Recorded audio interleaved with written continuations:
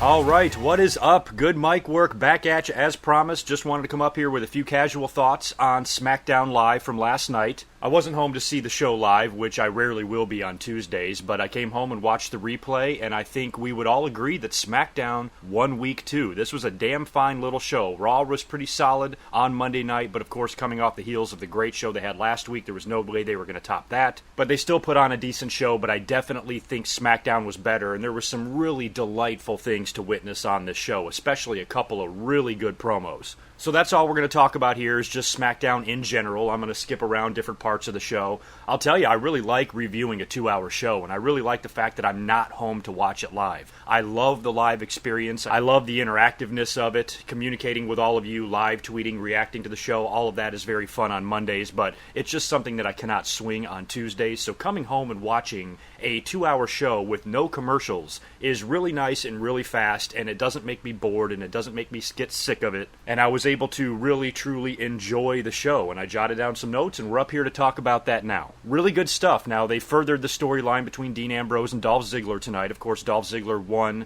the right to face Dean Ambrose at SummerSlam for the WWE title, winning that six-pack challenge match tonight.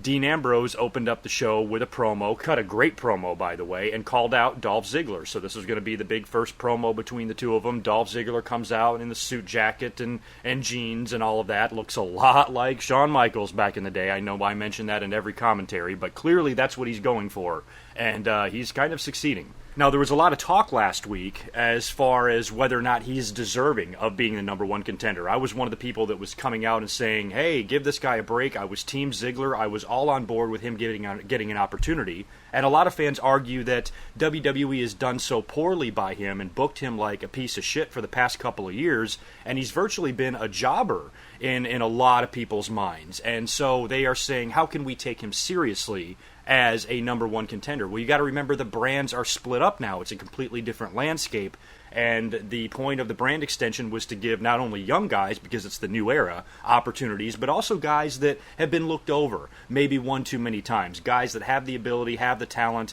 everything is there, but WWE, for whatever reason creatively, have chosen not to do anything with them in the last couple of years. I see the fans' point in that, but you can't bury poor Dolph just because the WWE creatively have been a bunch of fucking idiots with the guy. Wrestling business moves so fast now that yes, even though you go on a losing streak and fans still have it in their heads that you are somebody that loses more often than wins, I still think it's not enough to completely bury Dolph Ziggler and say he can never get a shot at the WWE title again. A lot of guys have their ups and downs. We've seen it time and time again, and I was actually really surprised that people were actually complaining about a good wrestler like Dolph getting an opportunity. A lot of people wanted to see it be Bray Wyatt, and I had mentioned that, hey, that would be great. I love Bray Wyatt. I definitely think he's a future world champion, especially now that we're going to have 2 titles. I think that is an inevitability, but the fans want everything right away. They want that immediate gratification, and they have no patience at all. Dean Ambrose is your WWE champion right now, and I've changed my tune on him. I thought he would only hold the belt for a couple of months, but I think his reign will be relatively lengthy. I think it could go at least until Survivor Series. So with that being said, Dean is the man right now, not Bray Wyatt. So if Bray Wyatt did get that title shot at SummerSlam, I think he would lose anyway. With all the potential title changes that are going to happen at SummerSlam, I think the WWE title is going to stay right where it is, over Dean Ambrose's shoulder, and he will defeat Dolph Ziggler. But the match and the build-up for this is what we have to look forward to now. And Dolph Ziggler, when he comes out there after Dean Ambrose calls him out and they cut a promo on each other, Dolph Ziggler cut a great one. Remember, this is live. This isn't edited. They didn't get to do any retakes. Both Dean and Dolph did a fantastic job, but especially Dolph. He got pissed, he got mean, he got nasty, he got right in Dean Ambrose's face. You know, with the whole outfit and the look and the persona of Dolph Ziggler, it's really hard to take him seriously as a tough guy. But shit, Shawn Michaels walked out there with sparkles and shit, and people believed he was badass. And the way Dolph Ziggler cut that promo tonight, it was like, wow, that's what I like to see. There you go, WWE. There you go, SmackDown. Maybe this brand extension was a good idea after all, because now you have a little bit more time to focus your energy on some of this talent that you haven't been focusing any energy on in the past couple of years. So dividing the brands and thinning out the roster, I think actually was a good idea 2 weeks into it. We'll see in a couple of months if I still have that opinion, but right now I'm thrilled because of what I've been seeing on both shows and the opportunities that guys are getting. So The promo tonight with Dean Ambrose and Dolph was awesome, and then when it's over, Bray Wyatt makes an appearance. We all thought Bray Wyatt should be the number one contender. Well, he's not going away. He attacks Dolph Ziggler, hits him with the Sister Abigail, I think, and then he cuts a fucking awesome promo. Dean Ambrose, Dolph Ziggler, Bray Wyatt, fantastic piece of business right there in that segment. Dolph Ziggler is laying down, completely out of it in the ring, and Bray Wyatt gets on his knees and basically cuts the whole promo on his knees. And he issues a challenge to Dolph Ziggler, and he says, you really want to prove that you're the man around here and that things have changed for you? Why don't you face me in the main event tonight, and if I beat you, then I get your spot in SummerSlam to take on Dean Ambrose for the WWE title.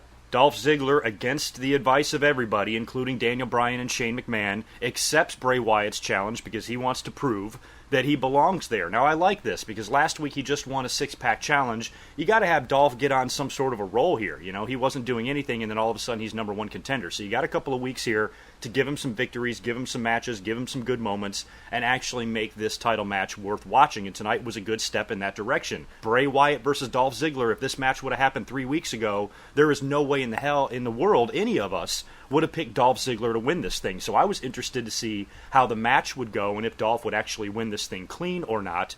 And the match was awesome, and he ended up winning with a little bit of help from the exposed turnbuckle pad. If you're WWE, you got to try to find a way to have Bray Wyatt lose and Dolph Ziggler continue his momentum, but not damage Bray that much at the same time. So having the exposed turnbuckle and then him catching Bray Wyatt with a super kick and pinning him was great. And then Eric Rowan attacks Dolph Ziggler after the match. Dean Ambrose, by the way, is on commentary during the whole main event. Dean Ambrose comes off commentary to save Dolph Ziggler. He ends up getting beat up too, and the Wyatt family destroys Dolph Ziggler and Dean Ambrose, and Bray Wyatt closes the show standing tall. So that was pretty good booking of Bray Wyatt. He lost the match. Dolph Ziggler won a match, but yet Bray Wyatt still maintains a big part of SmackDown, which, you know, there's no way this guy is not going to be world champion one day. He is fucking great, but let's give it some time. It's not his time right now. It's Dean's time. His time will come. So no bitching about Bray Wyatt. I can only assume next week on SmackDown, if WWE's booking has not changed too much with the brand extension and they keep doing things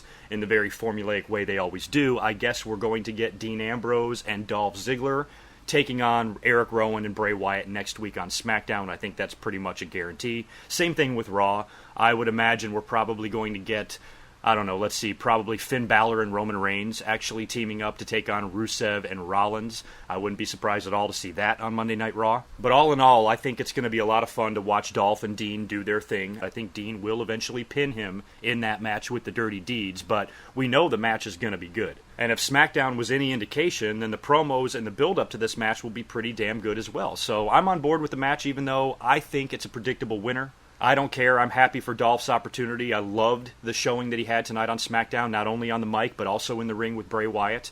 And I'm happy for him, so go Dolph. Brock Lesnar also got his revenge. Of course, Randy Orton made an appearance on Monday Night Raw and RKO'd Brock Lesnar in the middle of his promo. So tonight, Randy Orton was going to have a match against Fandango. Fandango wanted the match because of the little jab that Randy Orton took at him, well, really Chris Jericho, at Battleground. So Fandango gets the match. Shane and Daniel Bryan have completely surrounded Randy Orton with security because they know that Brock Lesnar is probably going to try to show up there and get his revenge on Randy Orton. So they have him just covered in security, blanketed in security. He gets in there, Brock just shows up, doesn't try to run out there and surprise him, just shows up right in the crowd. The security guards try to block him off, and Brock just jumps and runs right through them, gets right in the ring, and F5s Randy Orton and gets his revenge. And what I liked about Brock is that the security didn't bum rush him and handcuff him and drag him out of the ring. They gave him his distance. They treated him as if he was an actual grizzly bear. Shane ran out there. He's going nuts. He says, all right, give him a space, and they just let Brock walk out on his own. So I kind of liked the way that whole thing is booked, and the Beast versus the Viper, Viperville versus Suplex City is turning out to be quite intriguing so far, and I'm looking forward to the match. We've been waiting for it for a long time. We're going to get it, and I'll reserve more predictions as we get closer to that. I don't know what Brock's schedule is. Maybe you guys do. SummerSlam, I believe, is on the 21st of August, so we've got, 3 weeks, couple of more Raws and SmackDowns before then. Not sure if he's booked for any of those Raws or not. At least on the go-home show, you would think that Brock and Paul Heyman would have to be there, but we'll wait and see. The other major thing that took place tonight was the announcement of the SummerSlam match that we have been expecting between AJ Styles and John Cena. These two guys cut a hell of a promo on each other. I loved this segment. Call me crazy, but I actually like AJ Styles by himself. I like him better by himself than when he was with the club. And AJ Styles cut a brilliant promo, and you know what? So did John Cena. I think the fans maybe can start to lighten up on John Cena now. I'm not saying he's never going to win another world title again. Clearly, he probably will. But as far as him being the main focal point of what the WWE does, I truly now feel that those days are over. We have 2 shows now.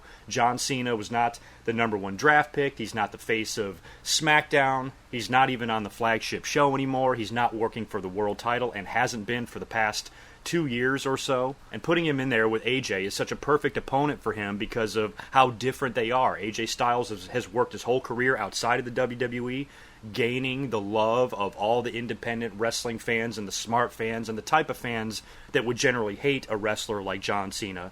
And now you have the two of these guys collide. It's a great match for us fans, and it's taking place at a huge pay-per-view. So, you know, AJ Styles has had some pretty big matches since he's come into the WWE, which I've said before speaks volumes to how they trust him and how they do appreciate what he has accomplished elsewhere. If this was the 1990s, he would be under a mask and be called Aldo Montoya. The fact that they're acknowledging who he is, where he's been, what he's done, and his track record, I think is just such a nice breath of fresh air for the WWE, and I've really been enjoying it. And on top of that, he's been performing at such a high level. He's been going out there and he has showed no fear of the WWE stage. It reminds me a lot of Kevin Owens. Kevin Owens came in there with the utmost confidence. He knew his ability, he knew what he was worth, he knew he could cut a promo, and he wasn't intimidated by anything. And neither is AJ Styles, and I love that about him. And the way he said all those things about John Cena, you know, it's an old adage in the wrestling industry, you know, for a heel to truly be a good heel, he really in his heart has to believe that what he is saying is true.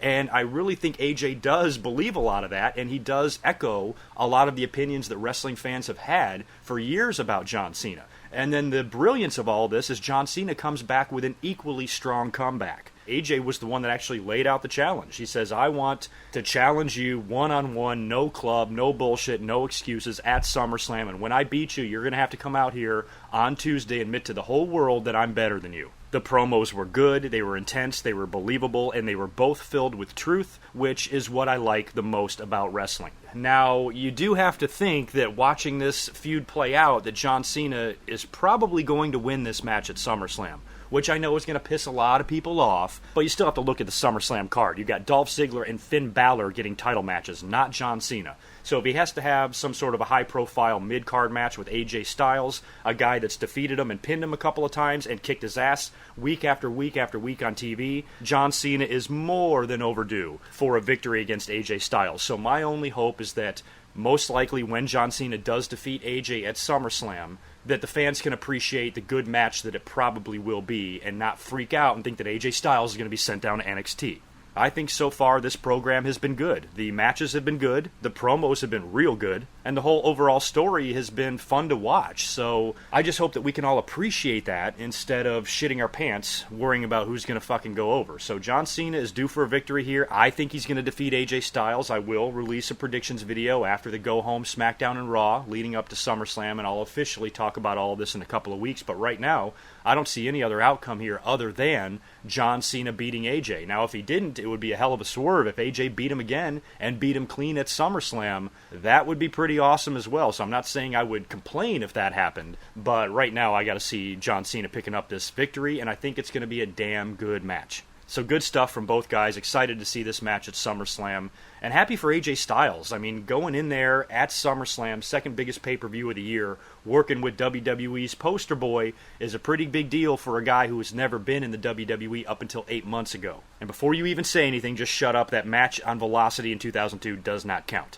So for me, those were the big highlights of SmackDown. Some of the other things we saw, they did crown a brand new number one contender for the Intercontinental title, and that match is set at SummerSlam as well. They had a triple threat match between Kalisto, Baron Corbin, and Apollo Creed, according to Daniel Bryan. I was waiting for Daniel to call Dolph Ziggler Dolph Lundgren later on. So Daniel Bryan with a little bit of a screw-up there on live TV, calling Apollo Creed, which was really funny, and he ended up winning that triple threat match and is now the new number one contender for the Miz's Intercontinental Intercontinental title at SummerSlam. I like Apollo Crews. He seems fun. He's energetic. I like his music. He's athletic as hell, but don't just put the belt on him for the sake of putting the belt on him. And if that title belt was going to go to anybody else, to me there's other guys that could maybe use that Intercontinental title a little bit more right now. Maybe even Baron Corbin. I'm starting to like Baron Corbin. I like his entrance. I like his package. I like the Lone Wolf persona, and I think he's pretty good. I would have preferred to see him win that match, but it's going to be Apollo Crews, and that's the match we're getting at SummerSlam and whatever. So far, that match I'm not too thrilled about, but that's okay. The overall card of SummerSlam is still looking pretty solid.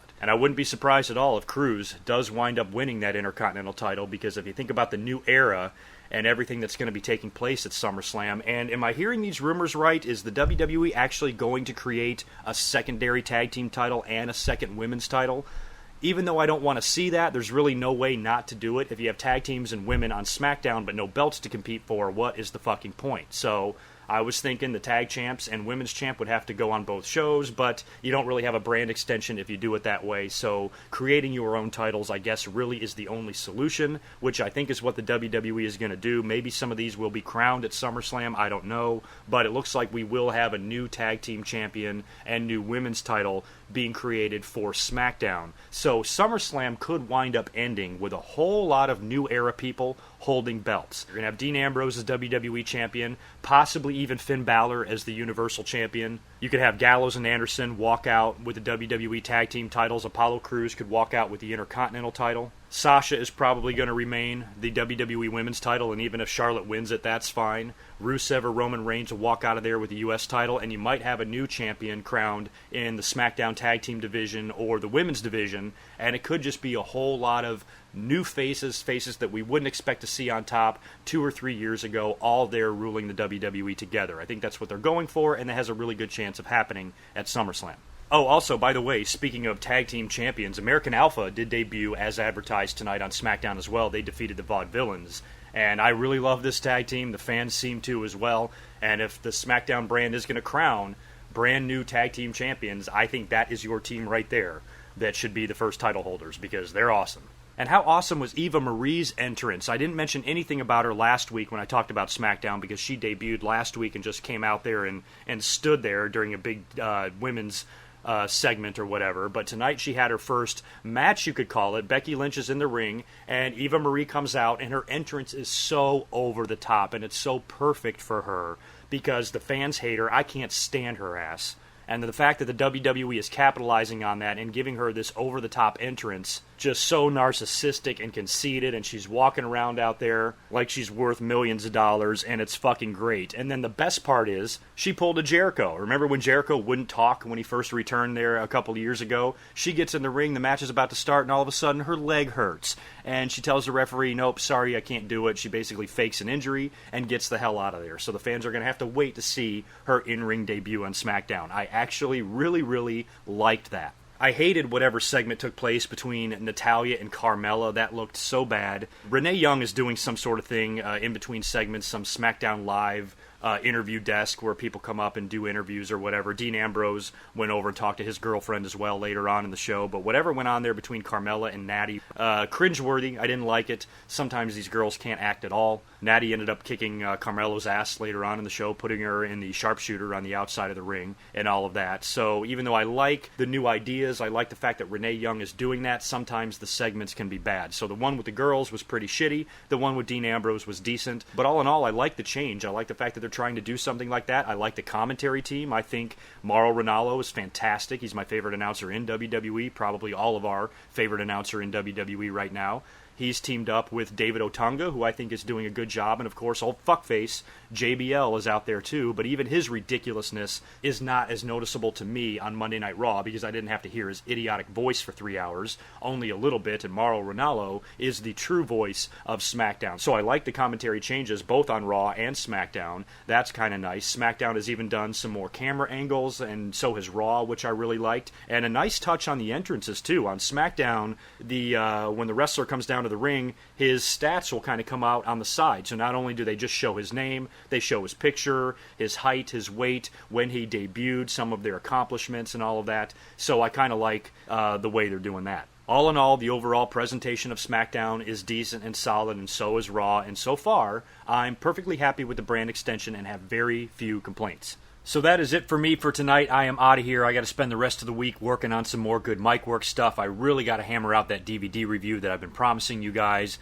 as well as work on my next Q&A. So if you do want to send a question to me for that, please send it to goodmicwork@gmail.com. As you all know, it is email only. Also, probably what I'll wind up doing next week with my SmackDown review is maybe waiting until Thursday, because as I'm looking at the clock right now, I'm probably going to be uploading this commentary right at the same time that the Cruiserweight Classic is airing on the WWE Network. And I haven't talked about that in a couple of weeks, so I'm going to check out this episode, and then next week when I talk about SmackDown, I'll mention a little bit about the Cruiserweight Classic as well and where we stand in that tournament. A lot of those guys have been offered contracts too, so I'm really excited for the Cruiserweight division to kick off on Monday Night Raw. So I will catch you in a few days. Have a good rest of your week, and until next time, peace.